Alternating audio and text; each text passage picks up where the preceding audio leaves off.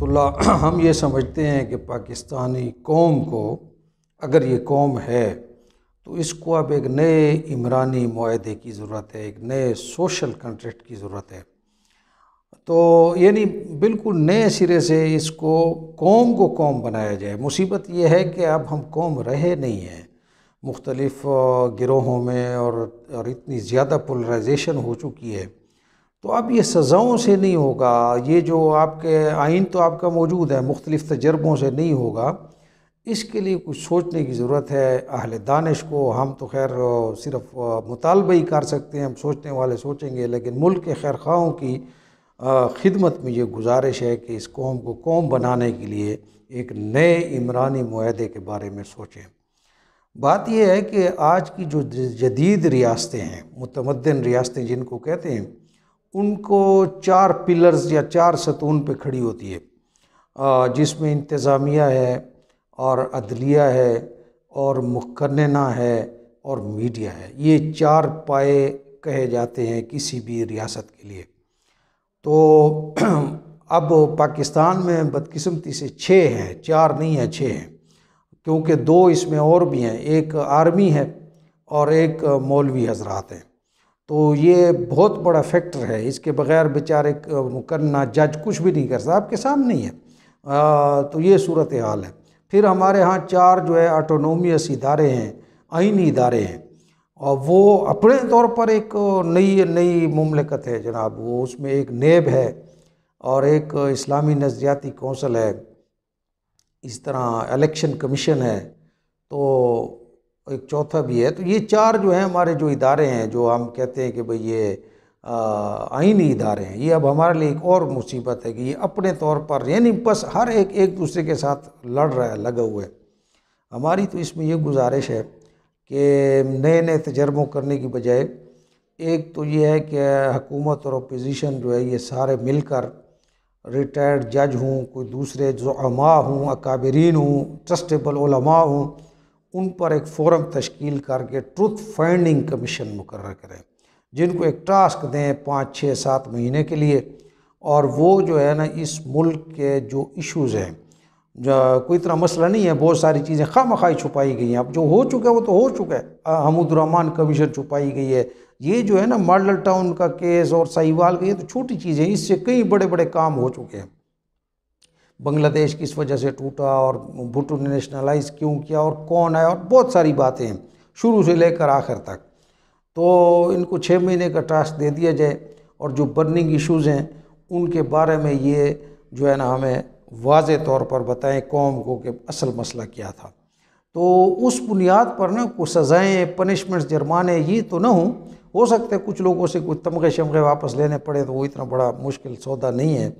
लेकिन ये है कि सज़ा वगैरह ना, वो सिर्फ एक बात सामने आ जाए कौम के सामने कि हकीकत क्या है किसी चीज़ की, और जब ये फ़ैसला हो जाए कि मुख्तलिफ़ इशूज़ में माजी में क्या क्या हुआ और उसका ज़िम्मेदार कौन था, एक बार तय हो जाए, तो फिर उस फैसले को जो है वो ये जिस तरह यूरोप में होलोकास्ट का कानून है यहूदियों का, कि उसके बारे में कुछ बोल भी नहीं सकता, बोलना भी जुर्म करार दिया जाता है, करार दिया गया, इसी तरह फिर उस फैसले के बारे में किसी को भी इजाज़त ना हो कि वो प्रेस में, सोशल मीडिया पर या मज़ीद कोई गुफ्तगू करे। एक बात तय हो जाए, अब हम आगे बढ़ें।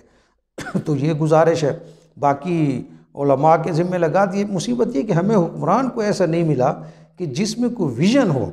अब तो खैर से वो एक मुंतकिम मिजाज किस्म का शख्स हमारे ऊपर आया है, जिसकी दिन रात का विरदी ये है कि मैंने इंतकाम लेना है। ये भी उसको पता नहीं कि किस चीज़ का इंतकाम लेना है, लेकिन खैर वो तो एक अलग इशू है, ये वक्त भी गुजर जाएगा। पाकिस्तान पे बहुत सारे रंगीले गुजरे हैं, एक रंगीला ये भी सही। तो लेकिन ये है कि कोई ऐसा हुक्मरान हमें मिल जाए काश, कि जिसमें ये विज़न हो कि कौम को कौम बनाना जानता हो, और वो कौम को कौम जो है ना वो दिलजोई से बनती है, वो मौला जट अंदाज से नहीं बनती है। तो एक बार ये हो जाए तो फिर सारे इदारे अपने आप को खुद भी ठीक कर सकते हैं, वो कोई इतना बड़ा इशू नहीं है। उलमा के ज़िम्मे लगा दें, वो खुद ही अपने जो है ना वो इसको, बल्कि देखिए हमारे पास इस्लामी नज़रियाती फ़ोरम मौजूद है।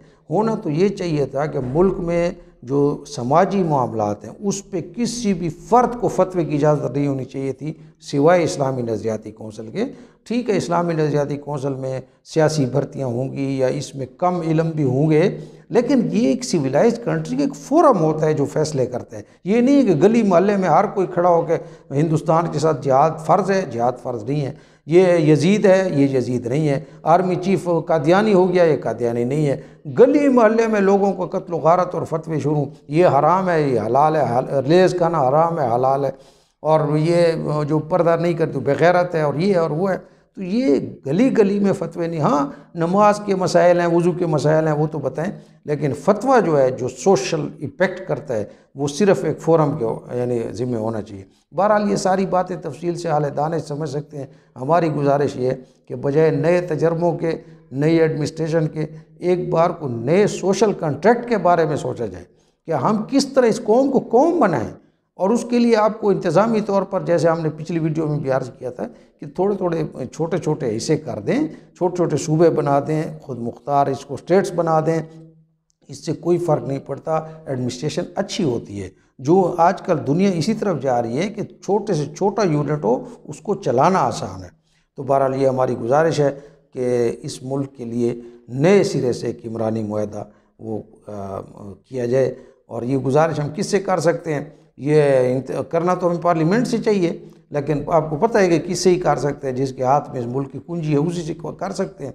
अब वो हालत तो ये हो गई है कि लोग ये कहना शुरू हो गए हैं कि क़यामत का दिन इसलिए भी आना ज़रूरी है कि सिर्फ़ क़यामत के दिन ही पाकिस्तान के उस मुक़्तदिर हल्कों का एहतसाब हो सकता है जिनके इस दुनिया में एहतसाब 70 साल से मुमकिन ही नहीं है।